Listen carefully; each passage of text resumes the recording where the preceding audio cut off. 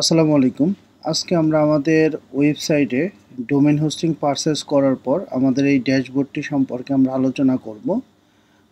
আপনারা যারা নতুন আছেন তাদের খুব উপকারে আসবে। যেমন আমরা প্রথমে বাম পাশ থেকে সাপোর্ট পিন দিয়ে শুরু করি। এটা হচ্ছে সাপোর্ট পিন। আমাদের কাস্টমারদের কাছে আমরা ভেরিফিকেশন করার জন্য এইখান থেকে আমরা সাপোর্ট পিনটা চাইতে পারি। সেক্ষেত্রে আপনারা কি করবেন, আমাদের ওয়েবসাইটে লগ ইন করে সাপোর্ট পিনটা দিতে পারেন।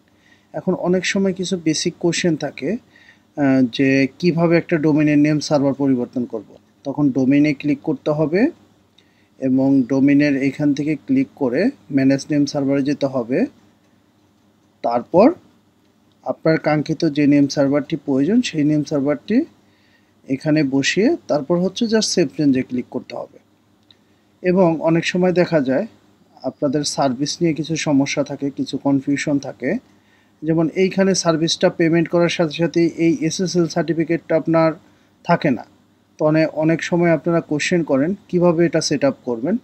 তো এসএসএল সেট আপ করার জন্য আমাদের ইতিমধ্যে 2টি ভিডিও রয়েছে, সেগুলো ফলো করলেই বুঝতে পারবেন। তবে এটা আসার জন্য 20 থেকে 30 মিনিট সময় লাগে। আবার কিছু কিছু সময় দেখা যায় এই সার্ভিসটা আপনি ব্যবহার করছেন, বাট আপনি কিভাবে সি প্যানেলে লগ ইন করবেন বুঝতে পারছেন না। তো সেক্ষেত্রে বাম পাশ থেকে লগ ইন টু সি প্যানেলে ক্লিক করলেই কিন্তু আপনি আপনার সি প্যানেলে লগ ইন করতে পারছেন। আবার অনেক সময় দেখা যায় আপনারা সি প্যানেল লগ ইন করতে পারছেন, বাট আপনার প্রশ্ন হচ্ছে আমার ডোমেইন দিয়ে আমি লগ ইন করবো। কীভাবে লগ ইন করবেন? domain.com/cpanel যদি আপনি লিখেন সেক্ষেত্রে কিন্তু আপনি লগ ইন করতে পারেন। মানে আপনার সি প্যানেলের যে আমাদের যে ইউআরএলটি আছে এই ইউআরএল দিয়েও আপনি আপনার ইউজার নেম, যেমন আপনি ইউজার নেম দিয়ে কীভাবে লগ ইন করবেন, যেমন এখানে দেখেন আসছে। তো যখন আপনি ইউজার নেমটি ভুলে যাবেন বা আপনি দেখতে পাচ্ছেন যে আপনার ইউজার নেমটি আপনি জানেন না, তখন লগ ইন টু সি প্যানেলে ক্লিক করার পর ডান পাশে দেখবেন কারেন্ট ইউজার নামে একটা অপশন আছে। তো এখান থেকে আপনি আপনার ইউজার নেমটি কপি করে নেবেন। এখন আপনি তো আপনার ইউজার নেমটি পেলেন, বাট এখন আপনি আপনার হোস্টিংয়ের পাসওয়ার্ডটি কোথায় পাবেন? এখন এখান থেকে যদি আপনি চেঞ্জ পাসওয়ার্ডে ক্লিক করেন আপনার হোস্টিং প্যাকেজ থেকে, জেনারেটে ক্লিক করে কপি টু ক্লিপবোর্ড অ্যান্ড ইনসার্টে ক্লিক করলে আপনার পাসওয়ার্ডটি কপিও হবে এবং পাসওয়ার্ডটি আপনি সেভ চেঞ্জও করতে পারবেন। এখন পাসওয়ার্ডটি আপনার চেঞ্জ হয়ে গেছে হোস্টিংয়ের। তো এখন যদি আপনি এখানে এসে আপনি আপনার হোস্টিংয়ের পাসওয়ার্ডটি দিয়ে আপনি জাস্ট লগ ইনে ক্লিক করেন, দেখবেন আপনি আপনার ডোমেইন দিয়ে লগ ইন করতে পারছেন। এবং আপনি চাইলে আমাদের এই ইউআরএলটি নোট করে রেখেও আপনি চাইলে আপনি আপনার হোস্টিংয়ে লগ ইন করতে পারেন। একদমই ইজি, পাসওয়ার্ডটি পেস্ট করে দেন এবং আপনি আপনার যে ইউজার নেমটি রয়েছে ইউজার নেমটি দিয়ে দেন। তাহলে আপনি ইউজার নেমটি পেস্ট করে দেন,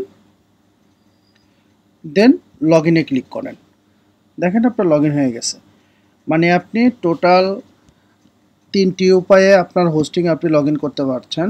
নাম্বার 1, ডিরেক্ট আমাদের ওয়েবসাইটে লগ ইন করে log in to cPanel, অথবা হচ্ছে আপনার ডোমেইন দিয়ে ইউজার নেম পাসওয়ার্ড চেঞ্জ করে করতে পারেন, অথবা ডিরেক্ট আমাদের যে সার্ভার ইউআরএল রয়েছে সেই ইউআরএলের মাধ্যমে আপনি চাইলে আপনার কাঙ্ক্ষিত হোস্টিংয়ে লগ ইন করতে পারেন। তো আরও কিছু আমাদের কাস্টমারদের বেসিক কিছু সমস্যা ছিল, যেমন কিভাবে এসএসএল সার্টিফিকেট ইনস্টল করতে হয়। তো আমি এইখানে আপনাদের বেসিকভাবে দেখাচ্ছি। এখানে লেটস এনক্রিপ্ট এসএসএল এর ভিতরে গিয়েও আপনি চাইলে আপনার এসএসএল সার্টিফিকেট ইনস্টল করতে পারেন। জাস্ট আপনার ডোমেইনে ক্লিক করবেন, ইস্যুতে ক্লিক করবেন, তারপর জাস্ট এখান থেকে ইস্যুতে ক্লিক করবেন। যদি আপনার ডোমেইনের সাথে আমাদের সার্ভারের নেম সার্ভার কানেক্টেড থাকে 10 থেকে 20 সেকেন্ডের মধ্যে আপনার এসএসএল সার্টিফিকেটটি ইনস্টল হবে। অথবা SSL/TLS স্ট্যাটাসে গিয়ে আপনি একই কাজটি করতে পারেন।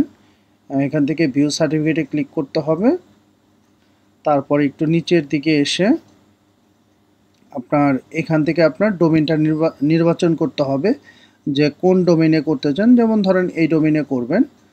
অটো ফিল বাই সার্টিফিকেট এখানে ক্লিক করে জাস্ট ইনস্টল সার্টিফিকেটে ক্লিক করলে 5 থেকে 10 মিনিটের মধ্যে আপনার এসএসএল সার্টিফিকেটটি নিয়ে নেবে।